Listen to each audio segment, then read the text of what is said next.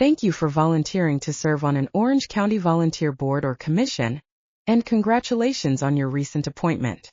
You have joined a team of more than 1,000 county employees, elected officials, members of boards and commissions, and other volunteers who make things happen for our community. Throughout this presentation, the terms board, commission, public body, and body will be used interchangeably. This short video will serve as an orientation to Orange County's boards and commissions. During this orientation, you will receive a brief overview of the types of boards and commissions, information on term lengths and general time commitment, rules and regulations boards and commissions must follow, and roles and responsibilities of board members and county staff.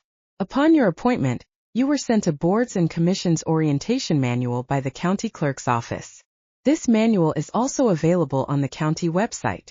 In addition to watching this video, please be sure to review the provided manual in detail. You should also receive additional materials specific to your board from the staff liaison assigned to work with the body on which you now serve. In total, there are 37 volunteer boards and commissions on which residents can represent and serve Orange County. The Orange County Board of County Commissioners has established and makes appointments to a number of volunteer boards and commissions to review county programs, projects, and community issues. These public bodies provide greater community participation and input into local government and facilitate quality decisions by the Board of County Commissioners.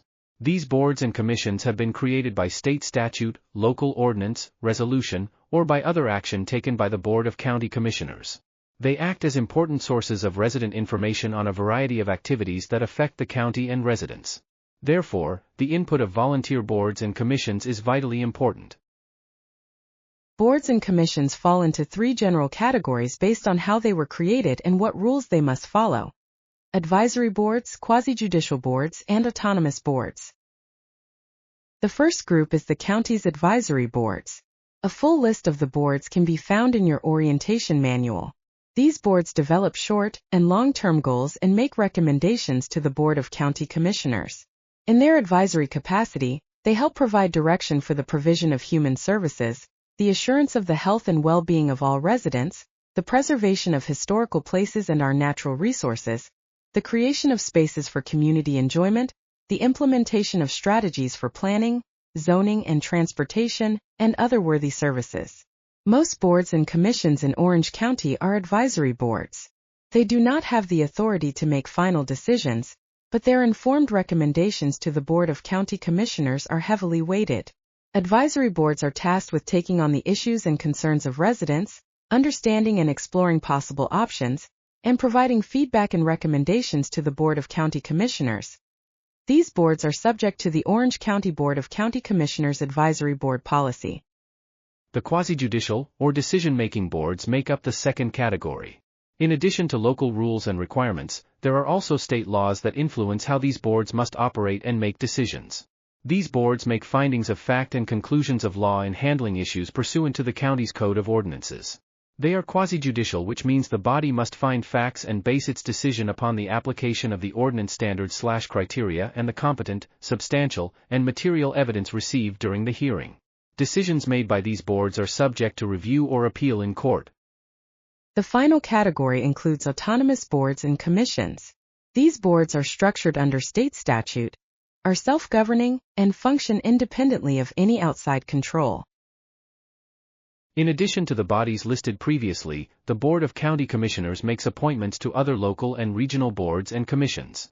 Intergovernmental boards include members appointed by the Board of County Commissioners as well as other governing bodies or entities. The Board of County Commissioners also makes appointments to quite a few municipal boards. In general, you must be a resident of the municipality to serve on these boards, but there are seats on each of these boards for an Orange County resident of the Board of County Commissioners' choice, or for residents who live in the joint planning areas or the extraterritorial jurisdictions of these municipalities. In general, and this is particularly true for the boards in the advisory board category, service is limited to 2 3-year terms. There are some boards and commissions that allow 3-year terms, or where a term is even up to 5 years.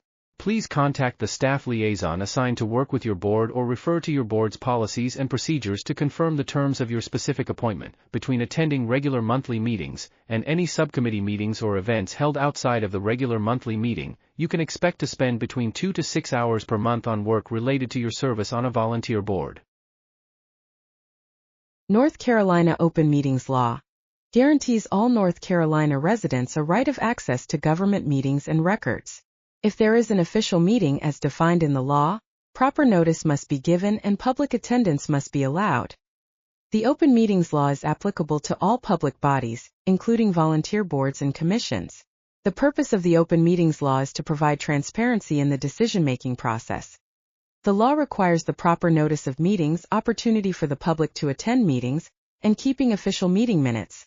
While regular monthly meetings are of course official meetings, other situations are not so clear.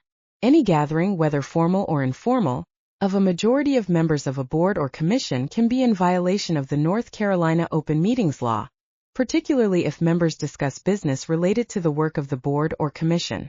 Even if a majority of the members of a board or commission do not physically meet, but communicate through another means, they may be in violation of Open Meetings Law. General rules to keep in mind in scenarios regarding a gathering of members are included in the Boards and Commissions Orientation Manual. Specific instructions and important information for noticing meetings and keeping meeting minutes is also available in the Orientation Manual. North Carolina Public Records Law governs the maintenance and accessibility of public records. Public records compiled by the government are the property of the people and must be provided at their request. North Carolina general statutes have a very broad definition of public record, generally unlimited by the form of the material in question or by the circumstances under which it was received or created. In general, a public record is any material made or received through the transaction of public business.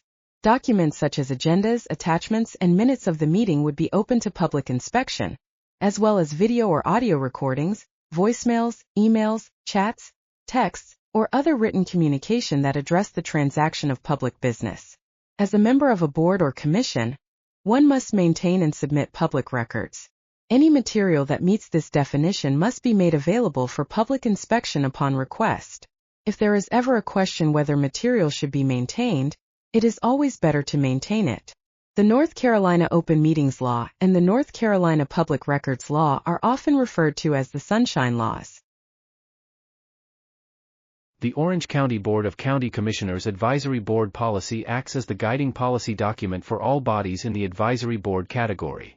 The policy details the duties, membership requirements, member and officer roles and responsibilities, organizational responsibilities, meeting and subcommittee requirements, and quorum and voting information.